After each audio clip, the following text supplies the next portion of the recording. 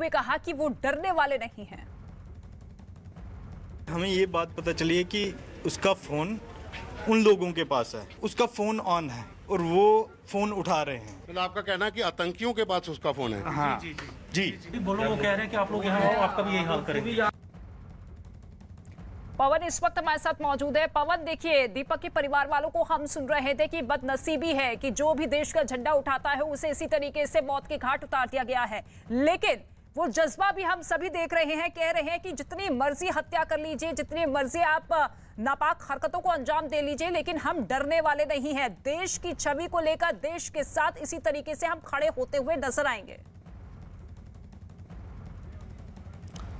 जाहिर सी बात है कि कश्मीर में जब भी कोई पैकेज के लिए नौकरी करने जाता है तो परिवार के लोग और वो सभी लोग इसी निश्चय के साथ जाते हैं कि वो देश की सेवा के साथ साथ नौकरी भी करेंगे। तो यहाँ पर भी जैसे कल बिंद्रू की बेटी जो केमिस्ट एक मारा गया था, उसकी बेटी ने भी कल कहा था कि वहाँ पर वो लोग आज भी डटे हुए हैं। अगर उन लोगों को बात करनी है, डिबेट करनी है, तो वहाँ पर आएँ, गोली का सहारा न ले, सामने आके बात करें। तो यहाँ पर भी आज जो है दीपक के भाई का ये कहना है कि अगर वो सोचते हैं कि हम झंडा उठाना बंद कर देंगे तो वो उनकी गलत फहमी है। हम आज भी वहाँ पर झंडा लेकर खड़े हैं। अगर उनको इस तरह से बातें करनी है, लड़ना है, तो वो खुले में आ सकते हैं। तो ये हर परिवार का जो वहाँ पर कश्मीर में जिस तरह से लगातार टारगेटिंग किलिंग की गई है, जिन लोगों को मारा गया है, उनके परिवार के लोगों में सरकार के प्रति गुस्सा तो है ही है, लेकिन एक तरफ उन लोगों में ये भी एक निश्चय है कि आखिर वहाँ पर कश्मीर में हालात जो है वो अगर सरकार ठीक करती है तो वहाँ पर और भी लोग जा सकते हैं। लेकिन जैसा कश्मीरी पंडितों के नेता अश्विनी चरंगू ने कहा है कि वहाँ पर जो लोग लगभग 3500 के करीब लोग वहाँ पर अभी भी जो है वो नौकरी कर रहे हैं पीएम पैकेज के तहत, और उन लोगों को भी टारगेट किया जा सकता है। तो वो लोग भी अभी वहाँ पर सुरक्षा ना मिलने के कारण वो भी परेशान हैं। तो उसे लेकर परिवार के लोगों का भी यही कहना है कि वहाँ पर जो लोग अभी नौकरी कर रहे हैं या वहाँ पर रह रहे हैं, उनकी सुरक्षा भी सुनिश्चित की जाए कि उन लोगों पे आगे कोई टारगेट किलिंग की उनका नाम नहीं आएगा या उनको निशाना नहीं बनाया जाएगा। बिल्कुल, सुरक्षा सुनिश्चित की जाए। अब यही मांग बाकी लोगों की तरफ से की जा रही, लेकिन सरकार का कदम क्या कुछ होगा, क्योंकि इसको लेकर अभी जो गंभीर स्थिति बनी हुई है घाटी में, इसको लेकर गृह सचिव की तरफ से हाई लेवल मीटिंग बुलाई गई है। उस मीटिंग में भी तमाम स्थितियों को लेकर मंथन किया गया। लेकिन आपको यह बता दें कि जिस वक्त आतंकवादियों ने हमला किया, स्कूल में बच्चे मौजूद नहीं थे, तभी आतंकवादियों ने 2 टीचर्स को गोली मार दी, जिनकी मौके पर ही मौत हो गई। उसके बाद ही मतलब हमने गन शॉट सुने, मतलब हम शॉक हो गए कि ये गन शॉट कैसे, हम बाहर नहीं निकल पाए उस टाइम। हमने जो ये गन शॉट सुने तो हम मतलब डर गए। हमने ये 2 टीचर्स थे, ये कहाँ थे? टीचर, एक प्रिंसिपल मैम थी और एक था टीचर, ये यहाँ बाहर बैठे हुए थे, इन कुर्सियों पर बैठे। जी।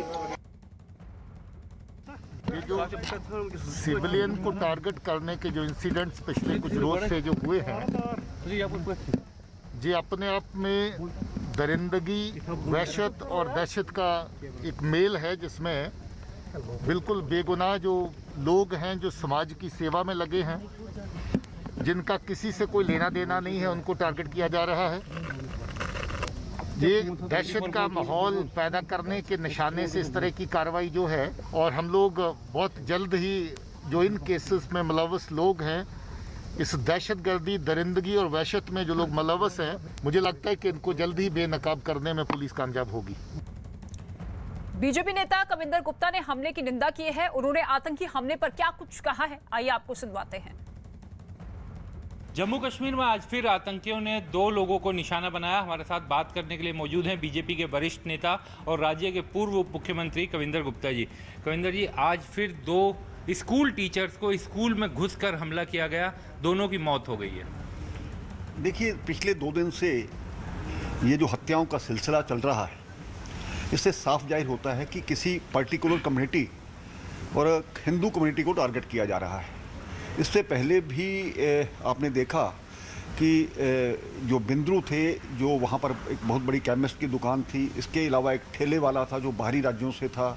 आज सतिंदर कौर और दीपक, इस प्रकार के लोगों की हत्या की गई। ये अपने आप में वही डिज़ाइन अपनाने की कोशिश की जा रही है कि कश्मीर से हिंदुओं को वहाँ से निकाला जाए। लेकिन हमारे सुरक्षा बल अपने आप में सक्षम हैं, और पिछले, मैं ये भी कहना चाहता हूँ कि 1-1.5 वर्ष में लगभग 700 मिलिटेंट्स का सफाया किया गया है।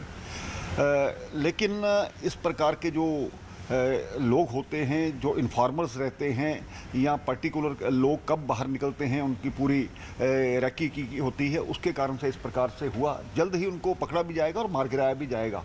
लेकिन स्वाभाविक बात है कि जब वहाँ पर जो 1990 में पलायन हुआ था उसको दोबारा वहाँ पर बसाने की जो बात चल रही है उसी को लेकर के इस प्रकार की कोशिशें की जा रही हैं। लेकिन हमने देखा है 5 दिनों में 7 लोगों को निशाना बनाया गया और सब वहाँ के माइनॉरिटीज समाज के लोग हैं, हिंदू हैं, सिख हैं, उनको जानबूझ करके निशाना बनाया जा रहा है। नहीं, मैंने पहले ही कहा कि ये एक साजिश है और ख़ास करके वो जो बाहर से लोग जो माइग्रेंट हुए थे उनको वापस लाने की जो प्रक्रिया चल रही है केंद्रीय सरकार की तरफ से उसको ये ख़राब करने की कोशिश की जा रही है। लेकिन इससे उस मूव पर कोई इफेक्ट पड़ेगा ऐसा नहीं है और जल्द ही वहाँ पर हमारे हिंदू भाई जो वहाँ से माइग्रेट होकर के गए थे उनको दोबारा बसाया जाएगा और ये जो इस प्रकार की जो इक्का दुक्का लोग बचे हैं और कश्मीर को फिर से मिलिटेंसी से मुक्त किया जाएगा। आज काफ़ी जो व्यवस्था पहले थी उस पर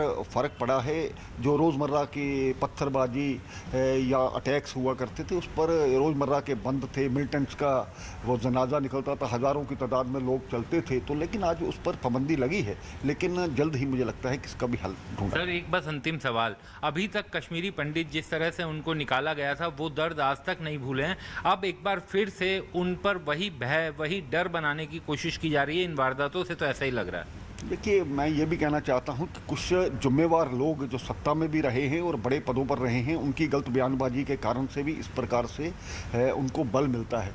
वो अपनी जुबान बंद रखें और इस प्रकार की अगर कोई दोबारा हत्या की गई तो उसको सहन नहीं किया जाएगा। और ख़ास करके पहले भी प्रशासन ने कई लोग जो इन्फॉर्मर बन करके काम करते थे, अंडरग्राउंड वर्कर्स, ओवरग्राउंड वर्कर्स बन करके काम करते थे, उनको नौकरी से भी सैक किया गया है। हिंदुस्तान का खाते हैं और बाहर लोगों के लिए काम करते हैं।